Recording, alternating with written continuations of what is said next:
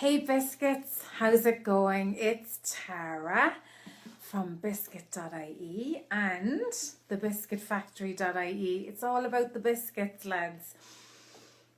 Well, today I want to talk to you about the press. Now, usually on a Tuesday in here, I like to showcase tools of what I use for my business that might be able to help you as well for what you're up to. But today, I want to shake things up a little bit, rock and roll lifestyle that we have, and talk a little bit about press, right? Now, I've been talking a bit about press over the last week, and I did a live training on it there last week as well. With the summer holidays, I'm kind of all over the shop with what day it is. Are we weeks, months? I don't know about you, but it's really random. So today it is a random day, and I know it's Tuesday. It is Tuesday. So it was last week I did a live training on the press, and we talked about the 10 things you can do to help you with your press strategy, right? So that was a great webinar. I'll be doing another webinar on the same topic. It was quite popular. So if you missed it, I leave the link to the next webinar in this thread. So what we're talking about today is the press, and how are you going to get your product or service into the press for free, as a PR exercise, not advertising. That's a completely different subject. But I want to talk to you about the press bit. And I think this is a very powerful way of not only the obvious thing of getting more eyeballs on what you do, that's the obvious kind of plus, right, for getting your stuff published. But lads, for the creative entrepreneur, it's recognition for you and your work. And that has huge power in itself because it gives you that confidence. And I think confidence is the one thing creatives lack. We lack confidence in putting our stuff out there. We lack confidence in how talented we are, how capable we are. Every creative entrepreneur says this, and I think we need to really look at what steps can I actually take to give myself more confidence. And one of those steps is knowing how to get your stuff into the press, right? Because there is a process. It's not as hard as you think. It's all mindset of how you look at it, right? So today I want to share with you my top 5 tips for getting into, say, that glossy magazine that you've always opened going, God, I'd love to see my work in there. How can you do that? Well, think about these next 5 steps. They're quite actionable, so you can finish this listening to me and go and do them, right? Okay, so let's do it. So my 5 top tips for press coverage are: 1, I want you to make a list of all your favorite magazines. Now, this could be things that you like reading, that you like looking at, and just make a list of them, right?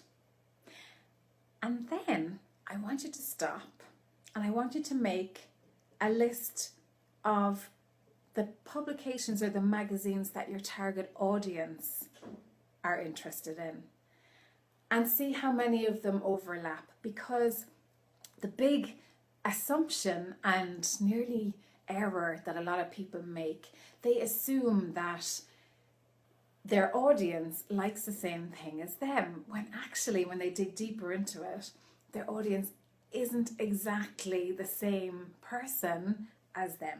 So it all goes back to your target audience. Who are they? What are they reading? And knowing that. Now, if you're stuck on that bit, if you're going, oh God, I think I have an idea of my target audience, I haven't a clue what they read, Jeannie Mac, here's a big tip. The last, say, 5 customers you've had, right? send them an email or Facebook or tweet or whatever way you want to communicate, and ask them, hey, how's it going? What magazine do you like? And you'll probably see a thread through your customers' answers. And that gives you an insight into what are they reading? Where are they? Because you don't want to be focusing on putting your work into magazines or whatever publications that your target audience are not interested in. And the big takeaway that I've learned, lads, over a million years, assumption in business is very dangerous. Like, you think you know, but you actually don't.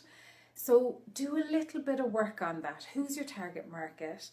What are they reading? Okay, so you've two lists now, right? You've your list of what you read, what you love, and you've their list. And yes, some of it might overlap, but some of it won't.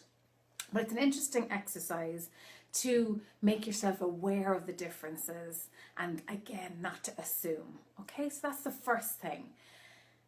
Now, the second one is, I have me on notes, the second one is, I want you to look at those magazines that your target audience are reading. Say 5. If you pick, even if you want to start with 3, actually, right? Start with 3, right? And I want you to identify the correct journalists to contact.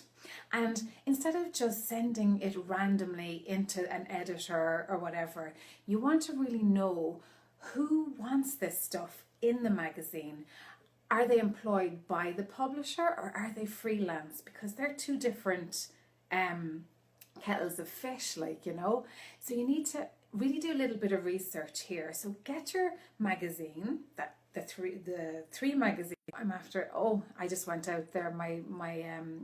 My connection just broke there. Sorry. So I want you to get the 3 magazines and open the page that is relevant to your product or service. The pages that showcase the type of thing the type of business that you're in, that either write about them or have images of whatever work. And look at who's writing in there. Who's the journalist that puts their name on that content, and you create a spreadsheet, right? For example, Woo Woo Magazine. I just made that up. Obviously, there's no such thing as Woo Woo Magazine. I don't think so anyway. Mary O'Brien is the journalist that writes about style, okay? Or jewellery. She's always the one putting in the jewellery, right? So make that list. Have the list. Who are you targeting? What publication are they connected to? Are they employed by them or are they freelance? And a big tip there, gang, is if you're not sure and you're going, how am I going to find this out? The one thing I learned from dealing with magazines and newspapers and everything is call the office and ask the receptionist or ask whoever answers the phone who deals with jewellery or who deals with artwork or animation or whatever industry you're in. Who's the person I need to send this into? And I find that receptionists are people that answer the phone talking to the public. They have huge amounts of knowledge. They know everything that goes on in a business. They're really the gateway.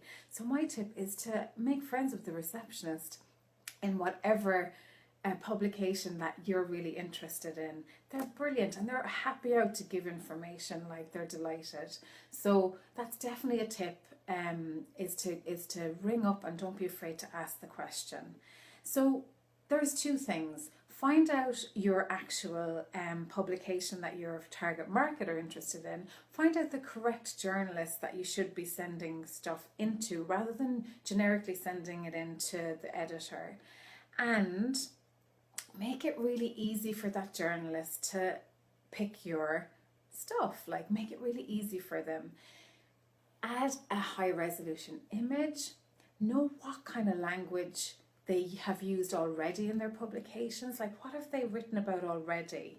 What kind of language do they use? Because this is the type of thing their audience reads. So that's how you should pitch it into them when you're putting a press release in or a pitch into them. So there are my three tips for today. I hope that makes sense and that, you start thinking about the press a little bit more, of how you're going to get your stuff into the press. It's very powerful. Obviously, it opens up your product or service to loads of eyeballs, but it also gives you the recognition that you deserve for what you do. So don't ignore the press bit. It's really, really powerful. And again, as I said at the start, it's easier than you think. Okay, shoot me any questions, Tara@biscuit.ie, and I'll talk to you soon. Bye.